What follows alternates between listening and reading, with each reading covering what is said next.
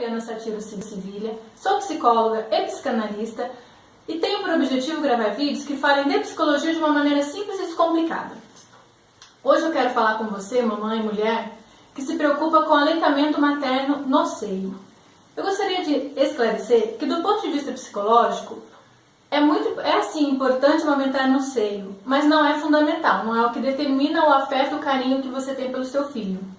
Mais importante que amamentar no seio é o investimento que você faz no momento que amamenta. Por exemplo, colocar a criança bem próxima de você no momento de amamentar, independente se é no copinho, se é na mamadeira, se é no seio, é muito importante. É o investimento que você tem com esse filho, é o vínculo que você está formando com esse filho no momento da amamentação.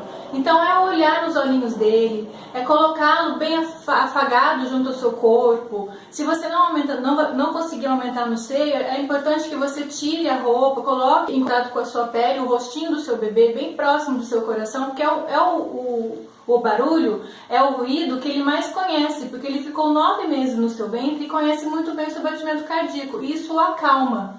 Então não fique tão preocupada se você não conseguir mamar no seio.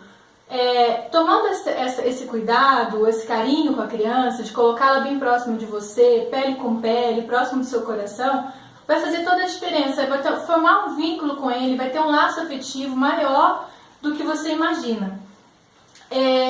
Temos as campanhas de amamentação no seio até o 6º mês, exclusivamente com leite materno. É importante sim, mas não é fundamental. Não se sinta culpado se você não conseguir amamentar no seio, ok? É importante mais esse investimento, esse olhar para o seu bebê, esse momento a dois de vocês, esse carinho. Também não adianta uma pessoa colocar a criança para amamentar no seio e conversar com todo mundo e dar atenção para a visita e não dar atenção para aquele bebê que está no seu seio.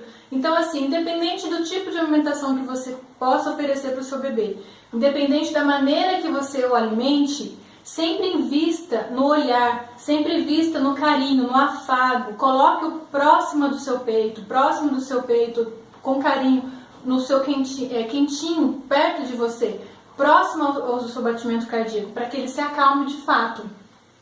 E no resto, gente, é só cuidar do seu bebê, dar os cuidados principais, muito carinho, muita atenção, que vai dar tudo certo, tá? Não fiquem tão preocupadas com isso.